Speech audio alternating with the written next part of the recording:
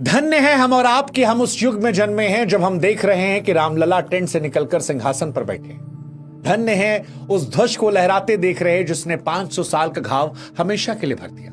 पुनर्जन्म के साक्षी बन रहे जब राम लौट रहे। लेकिन क्या आप जानते हैं कि राम मंदिर का जो निर्माण पूरा हुआ है उस पर ध्वजा क्यों लहराई गई? क्या आप जानते हैं कि जो ध्वजा लहराई गई उस पर सूर्यदेव या फिर ओम और कोविदार का वृक्ष ही क्यों चुना गया? आज हम आपको बताएंगे। देखिए, सरल भाषा में कहें तो ध्वजा मंदिर की पूर्णता का सर्टिफिकेट होता है। जब तक ध्वजा नहीं फहराई जाती मंदिर को पूरा नहीं मनाता। हिंदू शास्त्रों में ध्वजा को भगवान के केश यानी बाल कहा गया है। जैसे इंसान का शरीर तब तक पूरा नहीं हो तब तक बाल ना हो, वैसे मंदिर भी बिना ध्वजा के अधूरा रहता है। 22 जनवरी 2024 को प्राण प्रतिष्ठा के समय गर्भगृह तैयार हुआ था, लेकिन शिखर परिक्रमा और कई मंदिरों काम चल रहा था, इसलिए ध्वजा उस दिन नहीं लगी थी, आज लगी है। जब मुख्य मंदिर के साथ भगवान शिव, गणेश, हनुमान जी, सूर्यदेव, मां अन्नपूर्णा, शेष अवतार के 6 मंदिर, तुलसी मंदिर, 7 भव्य मंडप बनकर तैयार हो गए, तब जाकर केसरिया फहराई गई है।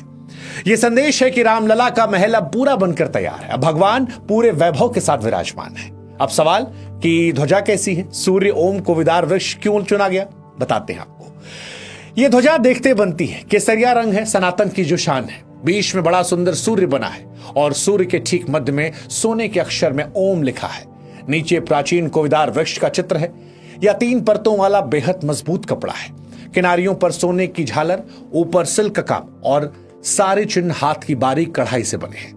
अहमदाबाद के प्रसिद्ध कारीगर कश्यप मेवाड़ा और उनकी टीम ने 25 दिन की मेहनत से तैयार किया है। इन चिन्हों का मतलब गहरा है। सूर्य इसलिए है क्योंकि श्री राम सूर्यवंशी है, उनका कुल चिन्ह सूर्य है।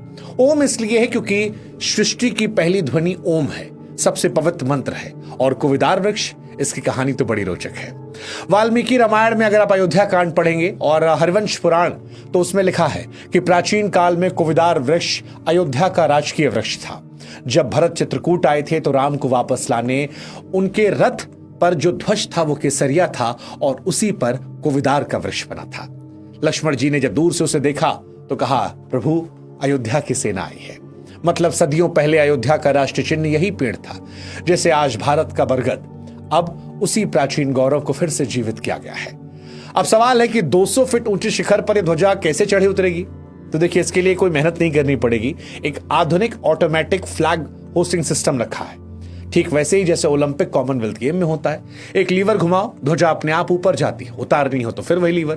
पूरा सिस्टम पहले ही भारतीय वायुसेना के हेलीकॉप्टर की मदद से शिखर पर फिट कर दिया गया। अगली बार जब आप राम मंदिर के ऊंचे शिखर को देखें तो समझिएगा कि सिर्फ ये कपड़ा नहीं लहरा रहा, ये लहरा रहा है सूर्यवंश का गौरव, लहरा रहा है प्राचीन अयोध्या का राज चिन्ह, लहरा रहा है राम राज्य का पुनर्जन्म और आधुनिक भारत की प्रमाण झलक भी नजर आती है।